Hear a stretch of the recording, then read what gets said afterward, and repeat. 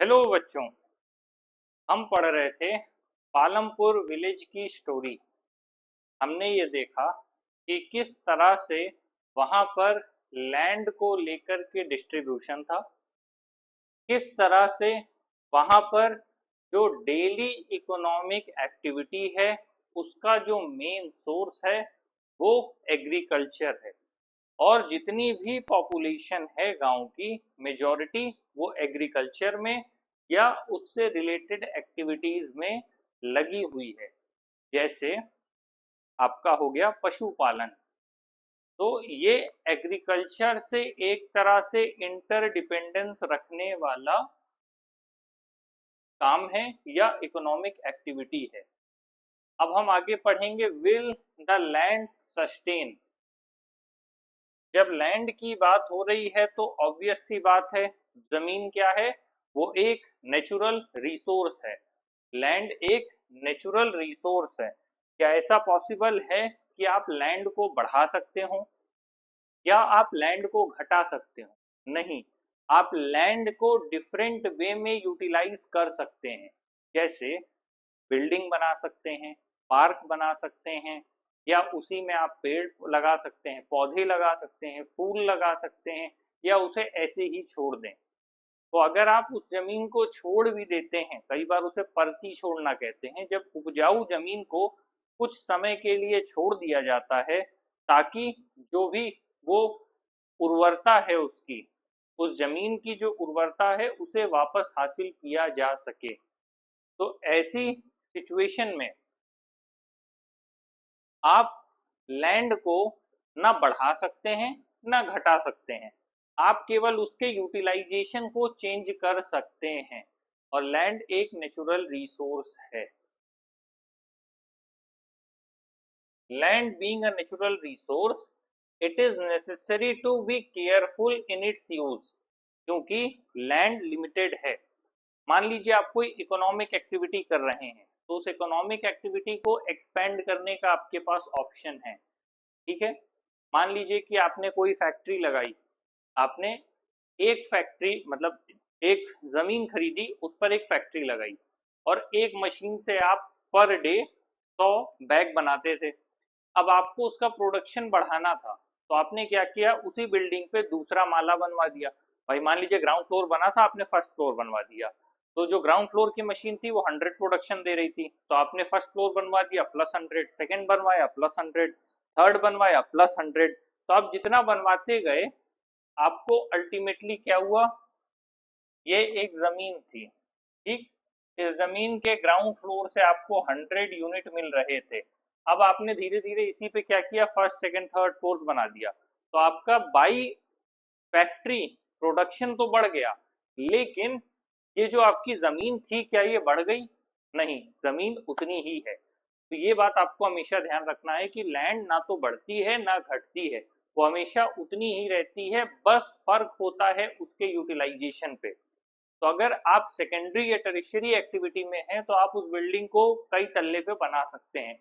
लेकिन जब primary activity है, जब एग्रीकल्चर की बात है, तो एग्रीकल्चर में आप उस जमीन को ना बढ़ा सकते हैं ना घटा सकते हैं, जितनी जमीन है केवल उसे ही इस्तेमाल कर सकते हैं।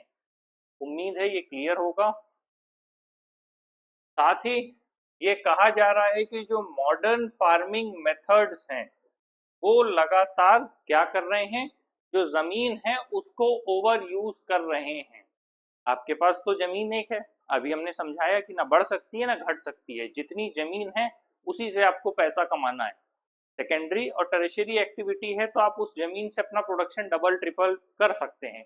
लेकिन अगर वो प्राइमरी एक्टिविटी है तो बहुत मुश्किल है कि आप उसके जो साइज है कि उसको आप थोड़ा भी बढ़ा पाए, ये पॉसिबल ही नहीं है।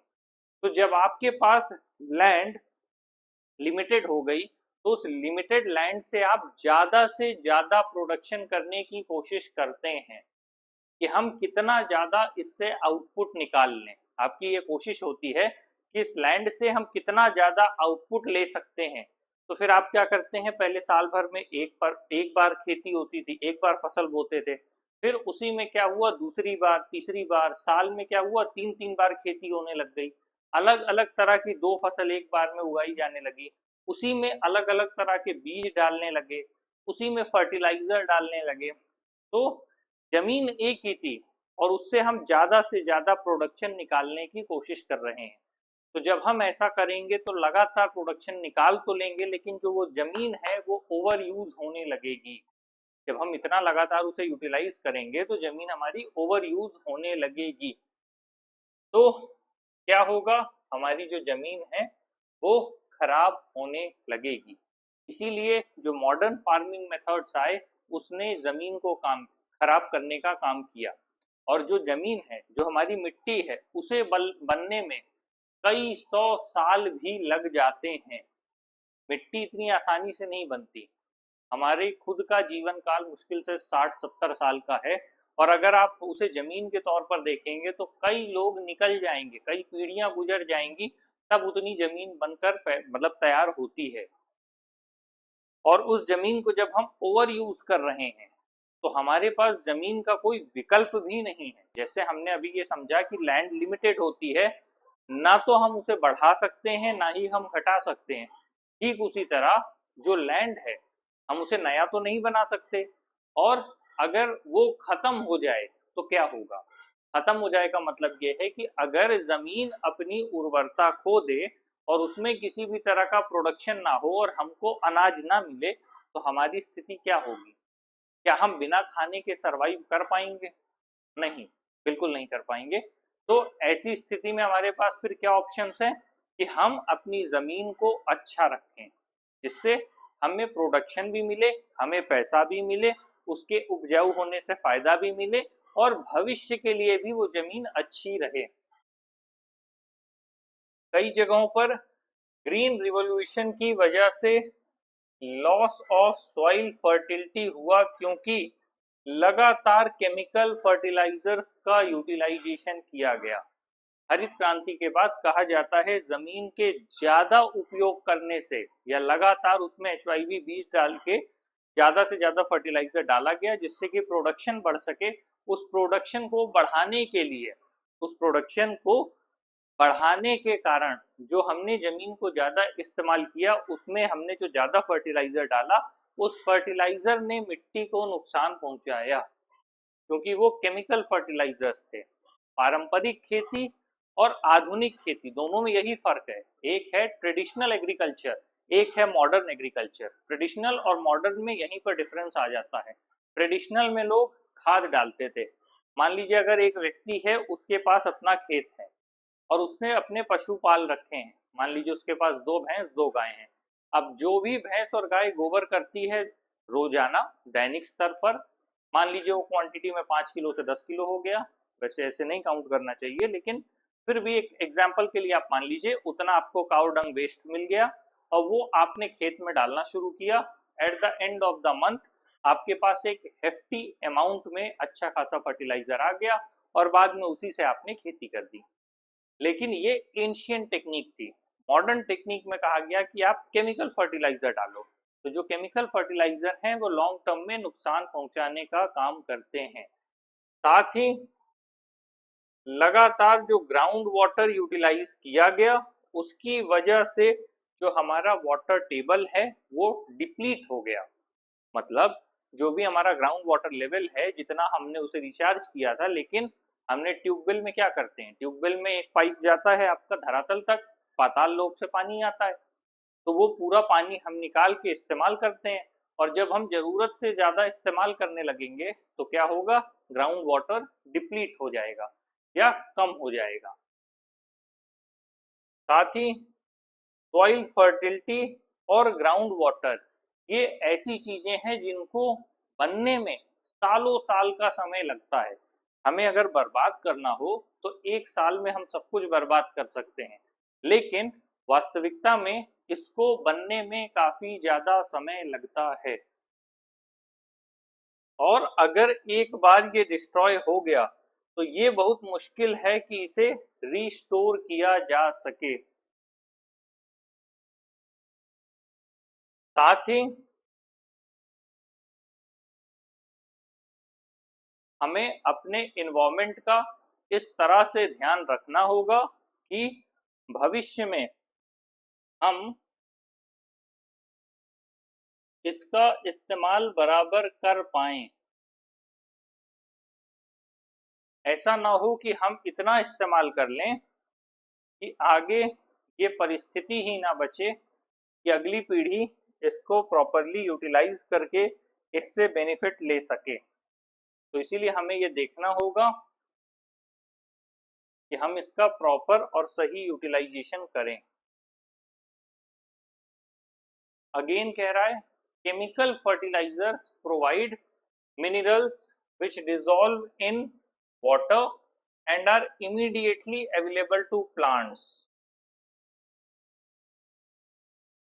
जो केमिकल फर्टिलाइजर्स हैं वो लगातार मिनरल्स प्रोवाइड करते हैं जो कि पानी में जाकर के डिसॉल्व हो जाता है। मतलब केमिकल फर्टिलाइजर से जो भी मिनरल्स निकलते हैं वो सीधे जाकर के पानी में घुल जाने का काम करते हैं और इसीलिए वो इजीली प्लांट्स को अवेलेबल होते हैं। पहला एस्पेक्ट ये इसकी अच्छाई है कि जब आप केमिकल फर्टिलाइजर को यूज करते हैं तो उसके मिनरल सीधे पानी में घुल जाते हैं और जब वो पानी आप पेड़ों को देते हैं तो उस पेड़ को पानी के साथ साथ केमिकल फर्टिलाइजर भी मिल जाता है। तो एक तरह से ये अच्छी बात है, लेकिन दिक्कत क्या है कि ये ज्यादा लंबे समय तक काम नहीं करता। अभी आपको मैंने कहा कि आपको पानी के साथ केमिकल फर्टिलाइजर मिल गया तो ये तो अच्छी चीज है, पेड़ को इससे फायदा ही होगा, लेकिन फायदा होने की बजाय इसका एक नुकसान ये है कि ये लंबे समय तक नहीं टिकता है, साथ ही ये सॉइल से एस्केप कर जाता है और ग्राउंड वाटर को पल्यूट करता है। मतलब जब आपने इसको पानी के साथ इस्तेमाल किया तो एक तो फायदा था कि आपको उसकी वजह से फायदा मिला कि वो डायरेक्टली पेड़ तक पहुंच गया, उस पौधे तक पहुंच गया, जड़ों तक पहुंच गया पानी के माध्यम से। लेकिन पानी ऐसी चीज है कि वो रुकता नहीं है, वो तेजी से नीचे की तरफ जाता है और जब जाता है तो अपने साथ अब वो केमिकल लेकर के जा रहा है। नॉर्मल पानी अगर नीचे जा रहा है और ग्राउंड वाटर रिचार्ज हो रहा है तो ये इन्वायरमेंट के लिए अच्छा है, लेकिन अगर वो पानी नीचे जा रहा है और अपने साथ केमिकल लेकर के जा रहा है और उस केमिकल वाले पानी को मेन पानी से मिला दे रहा है तो अब आपका ग्राउंड वाटर पल्यूट हो गया और उसी ग्राउंड वाटर को जब आप यूटिलाइज करेंगे और उसे डेली पर्पस में डेली यूटिलाइजेशन के लिए जब आप उसको पिएंगे या अदर वर्क के लिए यूटिलाइज करेंगे तो वही चीज आपको नुकसान करने का काम करेगी। आपने कभी भी देखा होगा कोई भी ऐसी जगह जहां पर मिट्टी है वहां पर अगर आप पानी डाल दीजिए तो शुरुआती दौर में पानी जो है वो मिट्टी सोख लेगी, लेकिन लगातार आप पानी डालते जाइए, जब क्वांटिटी ज्यादा हो जाएगी, जब वॉल्यूम ज्यादा हो जाएगा पानी का तो पानी फिर रुकने लगेगा और पानी स्टोर होने लगेगा। लेकिन फिर आप उसको छोड़ दीजिए, अगले 1-2 घंटे में आप देखेंगे वापस से वो जगह सिर्फ गीली मिलेगी। क्यों? पानी पूरा का पूरा वापस अंदर चला गया या सोख लिया। तो ये पूरा mechanism day to day life में चलता रहता है और जब आप केमिकल फर्टिलाइजर यूटिलाइज करते हैं वो पानी के साथ होके पेड़ों तक पहुंचता है, लेकिन जब वो वहां से एस्केप करता है तो नीचे जाकर के उस हिस्से को पल्यूट करता है जहां भी जाकर के वो ग्राउंड वाटर में वो पानी स्टोर होगा और ग्राउंड वाटर से फिर वो रिवर्स, लेक्स और हर जगह होते हुए जहां भी वो जाएगा अपने साथ पल्यूटेड वाटर को ही कैरी करेगा। जो केमिकल फर्टिलाइजर्स हैं वो बैक्टीरिया को किल करते हैं और साथ ही जो अदर माइक्रो ऑर्गेनिजम्स हैं, अब वही बात है कि अगर आप किसी चीज का इस्तेमाल कर रहे हैं लेकिन वो बहुत प्रिसाइजली नहीं हो सकता।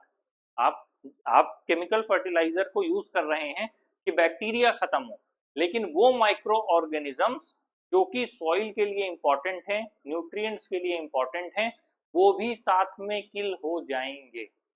तो एक तरफ तो बेनिफिट हाथ आया लेकिन दूसरी तरफ से फिर से लॉस हो गया। जैसे पहली कंडीशन में बेनिफिट था कि ये पानी के साथ नीचे तक जा रहा है, लेकिन वो ग्राउंड वाटर में जाके पल्यूट कर रहा है तो वो उसका नुकसान था। अगेन बैक्टीरिया को खत्म कर रहा है, ये बेनिफिट है। लेकिन फिर वो माइक्रो ऑर्गेनिज्म को खत्म कर देगा जो हमारे लिए जरूरी है, ये लॉस है। इस वजह से थोड़े समय बाद लगातार यूटिलाइजेशन से जो सॉइल है वो लेस फर्टाइल होने लगती है। सॉइल की यूटिलिटी ही तब है जब उसकी फर्टिलिटी बनी हुई है। उसके फर्टाइल होने से ही, उस सॉइल के फर्टाइल होने से ही आपको फायदा मिलेगा, क्योंकि जब फर्टाइल है तभी आप उसमें कोई चीज लगाएंगे, उसका प्रोडक्शन ज्यादा होगा। जब प्रोडक्शन ज्यादा होगा तब आपको उससे बेनिफिट मिलेगा और आपके पास सरप्लस में कोई चीज आएगी, क्योंकि आप जो भी काम कर रहे हैं वो बेनिफिट के लिए ही कर रहे हैं। ये डाउन टू अर्थ मैगजीन है, उसके सोर्स से ये बात कही जा रही है।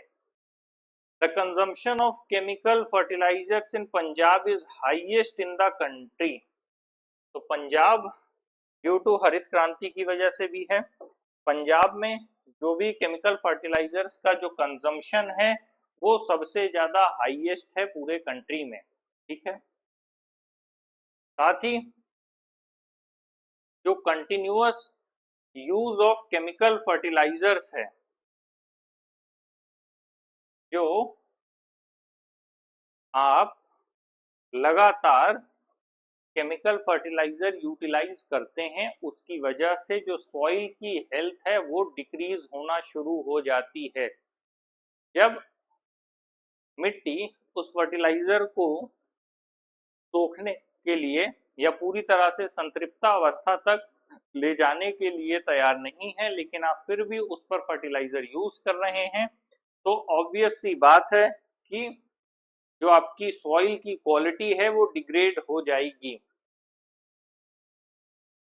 साथ ही जो पंजाब के फार्मर्स हैं,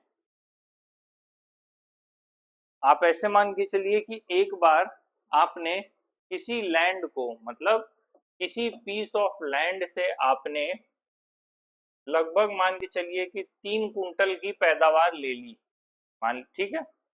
अब आपको पता चला कि इसकी वजह से जो मिट्टी है वो खराब हो रही है और आप भविष्य में यूटिलाइज नहीं कर पाएंगे, तो आपने केमिकल फर्टिलाइजर छोड़ दिया और नेचुरल के भरोसे आपने खेती करना शुरू किया।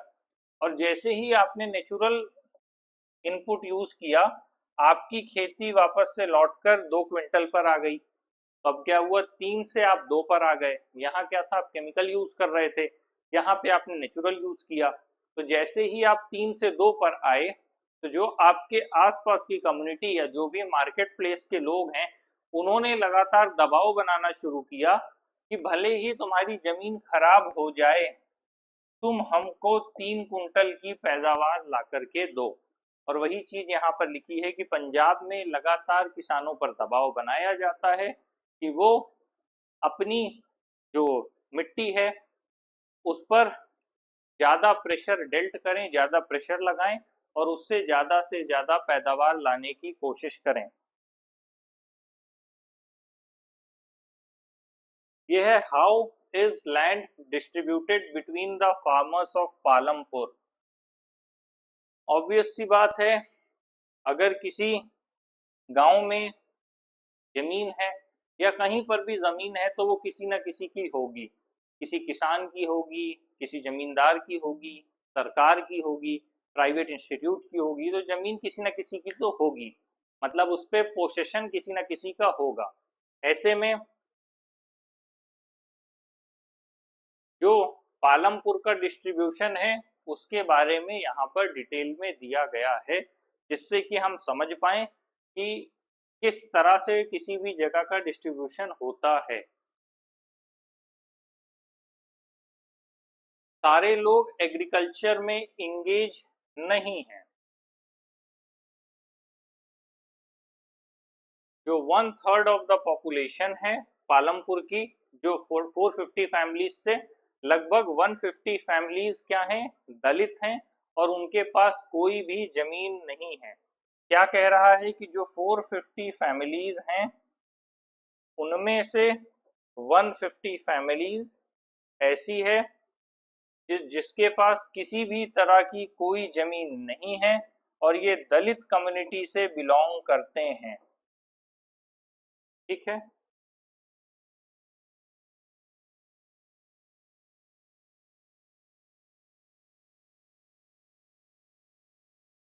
साथ ही जो 240 फैमिलीज हैं वो स्मॉल प्लॉट्स को कल्टीवेट करते हैं। ठीक है, उनके पास 2 हेक्टेयर से कम जमीन है अगर हम साइज के हिसाब से बात कर रहे हैं। क्या कह रहा है, 240 फैमिलीज ऐसी हैं जिनके पास 2 हेक्टेयर से कम जमीन है। और इसके अलावा जो भी जो भी ये लोग हैं जिनके पास 240 फैमिलीज हैं, अभी जिनका हमने पढ़ा 150 दलित फैमिलीज, उनके पास जमीन नहीं है। अब ये 240 फैमिलीज हैं जिनके पास 2 हेक्टेयर से कम की जमीन है, लेकिन उस जमीन में उतना प्रोडक्शन नहीं होता कि उससे ये अपना पेट भर पाए। ठीक है, साथ ही कई ऐसे स्मॉल नंबर के प्लॉट हैं जो गांव में चारों तरफ बिखरे हुए हैं। और साथ ही ये कल्टीवेट होते हैं कैसे, भाई स्मॉल फार्मर्स। भाई अगर जमीन है, उस जमीन के लिए तो कोई ऐसा तो चाहिए जो उस पर खेती कर सके। उस खेती से जो भी पैदावार होगी वो उस लेबरर को ना मिल करके उसकी होगी जिसकी ये जमीन है, उसका केवल एक हिस्सा या डेली वेज लेबरर को दिया जाएगा।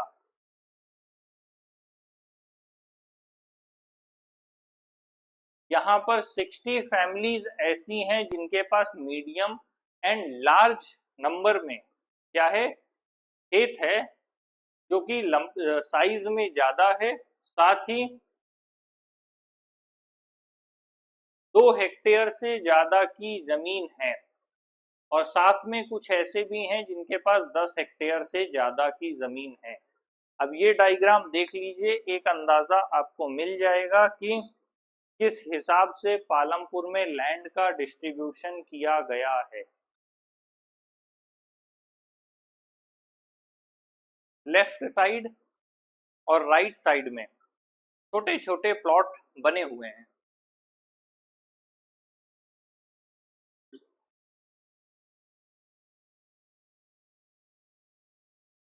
जो मिड में एरिया है, जैसे एग्जाम्पल के लिए जो दिया गया है, जो लैंडलेस लेबर हैं, तो ऑब्वियस सी बात है कि जिनके पास लैंड नहीं है वो लोग इसी लैंड पर काम करते होंगे या किसी और जगह काम करके अपनी इकोनॉमिक एक्टिविटी को फुलफिल कर रहे होंगे। तो अगेन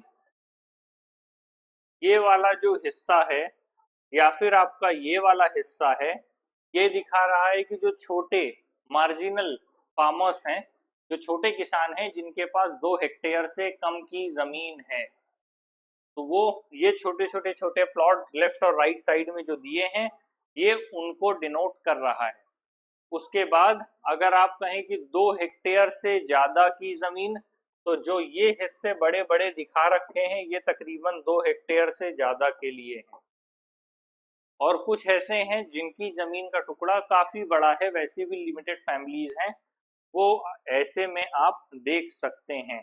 तो ये एक तरह से एक गांव का जो एग्रीकल्चरल पैटर्न है और वहां पर जिस हिसाब से लैंड का डिस्ट्रीब्यूशन है वो दिया हुआ है।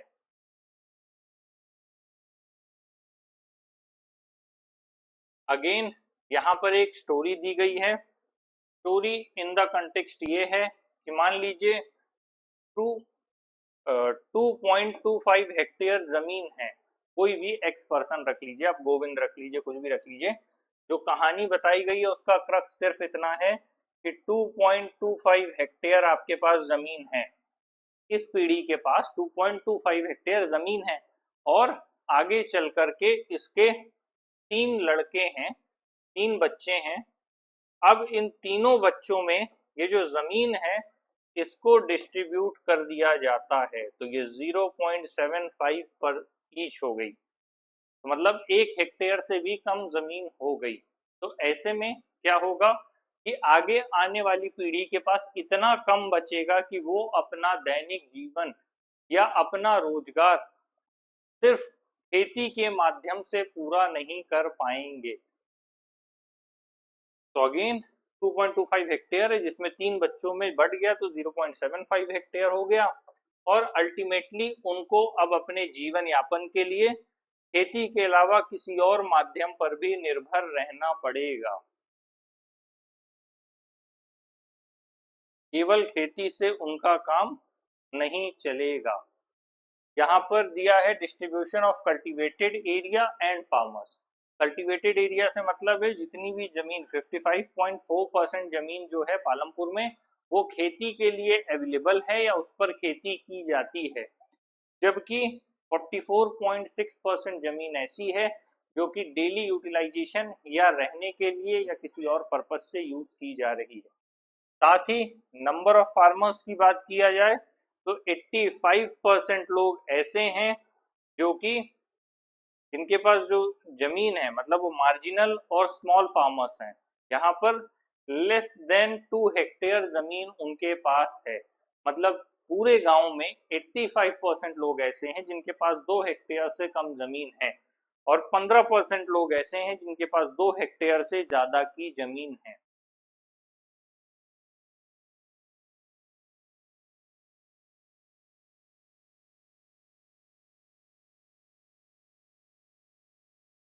Who will provide the labor? अब सवाल ये आता है कि अगर जमीन तो है आपके पास, मान लीजिए एक गांव है, ठीक है, हम उस गांव की कल्पना कुछ ऐसे कर सकते हैं कि एक गांव है, उसमें उस गांव के आसपास कोई नहीं रहता, ठीक, ऐसे टाइप का गांव बना हुआ है। ये हो गया आपका गांव बन गया। इस गांव में 5 लोग रहते हैं, ठीक, कितने लोग हैं? 5 लोग। गांव के अलग अलग कोने पे 5 लोग रहते हैं, और इनके बीच की जितनी भी जमीन है वो सब की सब किस में यूटिलाइज होती है? वो सब खेती की जमीन है, ठीक। अब खेती की जमीन होने की वजह से 5 लोग हैं, इनके पास ये पूरी की पूरी जमीन है, लेकिन केवल 5 लोग हैं, और ये कम से कम 5-5 हेक्टेयर की जमीन है। क्या ये पॉसिबल होगा कि ये अपने ही खेत में काम कर पाए? नहीं। तो जब ये खुद से काम नहीं कर पाएंगे तो उम्मीद करेंगे कि कोई दूसरा आए इनकी खेत में काम करे, उसके बदले वो भुगतान ले, पैसा ले, और हमें उसके बदले अनाज दे। और क्या हो, इसीलिए मैंने कहा था कि आसपास कोई गांव नहीं है। इसीलिए आबादी जब विकसित होती है, आप ज्योग्राफी में इसीलिए पढ़ेंगे कि मार्केट प्लेस कहाँ डेवलप होता है, सिविलाइजेशन कहाँ डेवलप होता है, या सिविल लाइंस कहाँ डेवलप होता है। इन सारे जो रीजंस हैं जो आप डिटेल में जब पढ़ना शुरू करेंगे तो आपको समझ में आएगा कि कहीं पर कोई बसाव या ह्यूमन सेटलमेंट होता है तो उसके पीछे भी कोई ना कोई रीजन होता है। तो अगेन अगर ऐसी सिचुएशन है तो 5-5 हेक्टेयर जमीन है तो ये जमीन पड़ी रह जाएगी, क्योंकि ये खुद खेती कर नहीं पाएंगे इतना, और कोई आसपास इनके पास विकल्प मौजूद नहीं है। तो ठीक इसी तरह अगर पालमपुर की ही बात करें तो लेबर कौन प्रोवाइड करेगा? क्योंकि जिनके पास 2 हेक्टेयर से ज्यादा जमीन है, भले ही वो 15% लोग हैं, तो उनको लेबर कौन प्रोवाइड करेगा? प्रोडक्शन कैसे आएगा? बिना प्रोडक्शन के तो काम होगा नहीं।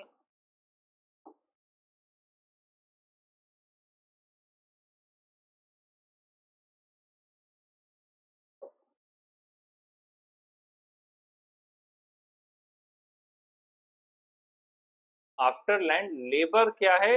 जमीन के बाद दूसरी सबसे इंपॉर्टेंट चीज क्या है? अभी तक हमने जो भी पढ़ा वो लैंड को लेकर के था, अब क्या इंपॉर्टेंट है? लेबर। तो लेबर इंपॉर्टेंट है आफ्टर लैंड, क्योंकि अगर आपके पास लेबर ही नहीं है और लैंड आपके पास 10-10 हेक्टेयर है तो आप उस लैंड का करेंगे क्या?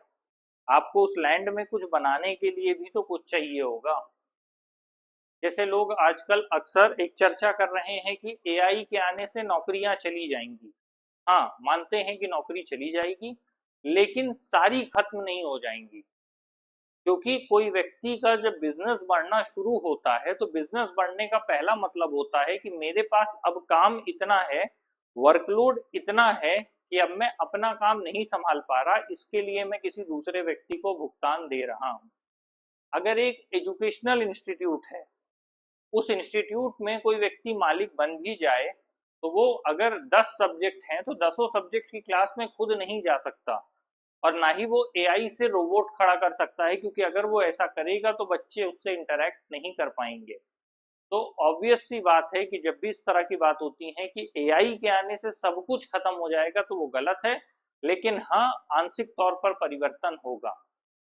एक व्यक्ति हर क्लास में नहीं जा सकता, एक व्यक्ति बुक बुक क्या बनेगी कैसे बनेगी वो नहीं ध्यान दे सकता, क्वेश्चन पेपर कैसे बनेगा वो नहीं ध्यान दे सकता। तो जिन चीजों को व्यक्ति खुद कर पाने में असमर्थ होता है और उसके पास काम की मात्रा ज्यादा होती है, तो भुगतान के लिए वो किसी दूसरे व्यक्ति को रखने का काम करता है।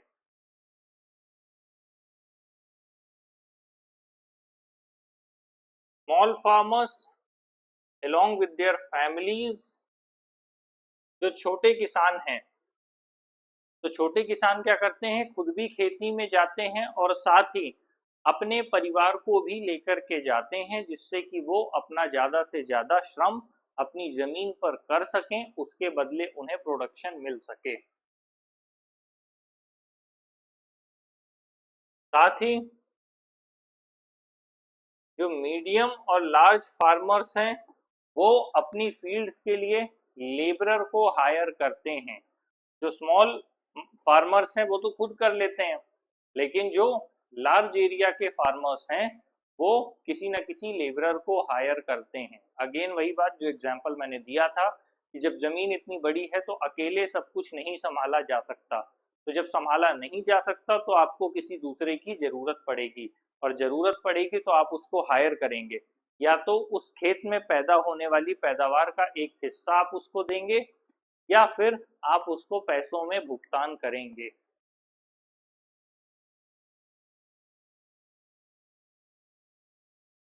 और जितने भी फार्म लेबरर्स होते हैं, दूसरे की जमीन पर कौन काम करेगा, दूसरे की जमीन पर वही व्यक्ति काम करेगा जिसके पास अपनी जमीन नहीं होगी।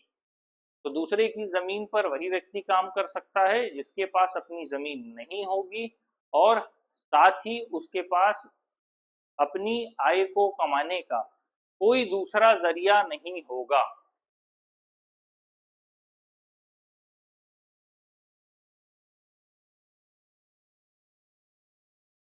साथ ही जो भी दूसरे के जमीन पर फसल उगाई जाती है उस पर किसी भी तरह का अधिकार उसका नहीं होगा जिसने खेती की है। मतलब अगर मान लीजिए कि मैं लेबरर हूं और मैं दूसरे के यहाँ जाकर के दूसरे की जमीन पर काम करता हूं, तो मैं ये नहीं कह सकता कि मैंने क्योंकि दूसरे के जमीन पर काम किया है तो उससे पैदा होने वाली फसल मेरी है, मैं ऐसा नहीं कह सकता। तो जो लैंडलेस लेबरर है, अगर वो उसके यहाँ जाकर के काम करता है जिसके पास जमीन ज्यादा है, तो वो ये दावा नहीं कर सकता कि क्योंकि मैंने काम किया है इसलिए इसकी पैदावार में हिस्सेदारी मेरी भी होगी। मालिक जितने पर तय करेगा और जितना भुगतान करना चाहेगा उतना ही मिलेगा। वो वेजेस में हो सकता है, कैश में हो सकता है, क्रॉप में हो सकता है कि ठीक है अगर आप जितना भी आपकी पैदावार होगी 1/10 तुम्हारा होगा, वो जिस भी तरह की आपने डील किया होगा।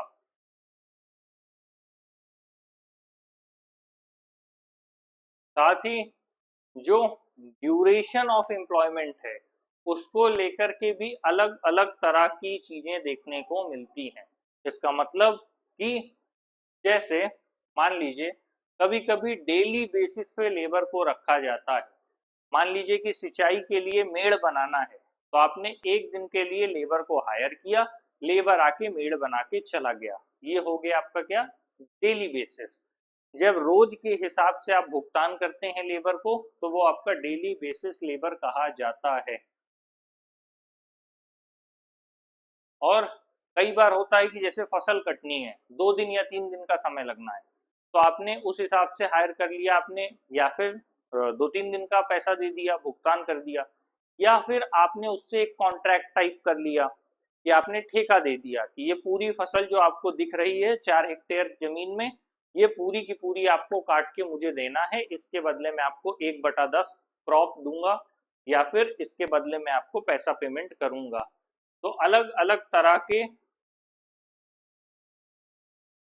वेजेस देने के तरीके हो सकते हैं।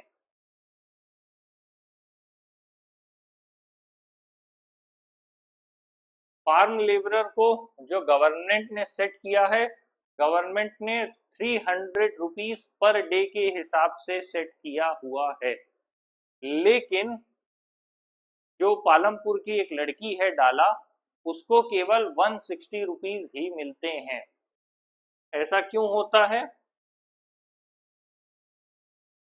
क्योंकि बेरोजगारी ज्यादा है। पालमपुर के गांव में हर दूसरा व्यक्ति तैयार खड़ा है कि अगर डाला को हटा दो तो मैं काम कर लूंगा।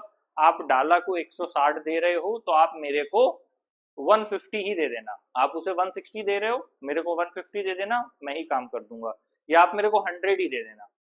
तो ड्यू टू अनएम्प्लॉयमेंट, जब लोग ज्यादा हैं काम करने के लिए, काम कम है, तो फिर आपको पैसा आप आराम से कम दे सकते हो। और अगर इसकी रिवर्स सिचुएशन है कि काम ज्यादा है, लोग कम है, तो फिर लेबर को आपको ज्यादा पैसा पे करना पड़ेगा। तो अभी जो हमारी सिचुएशन है, जो पालमपुर की सिचुएशन है, वहां पर क्या बता रहा है कि वहां पर heavy competition for work among the farm labourers in Palampur, so people agree to work for lower wages. Dala complains about his situation to Ramkali, who is another farm laborer. Both Dala and Ramkali are among the poorest people in the village.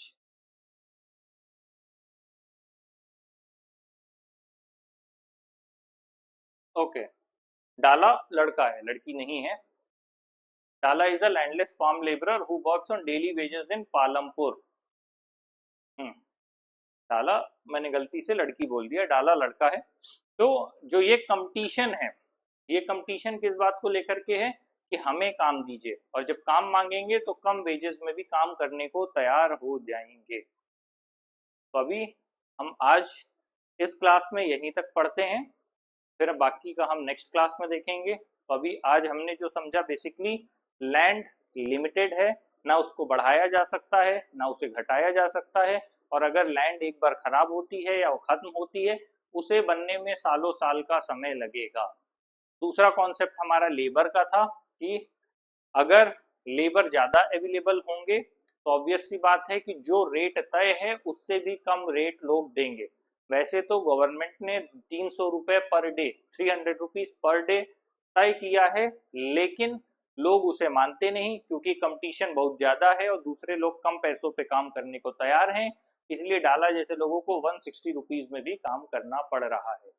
और इसके बाद कोई doubt हो तो आप पूछ सकते हैं। Thank you very much.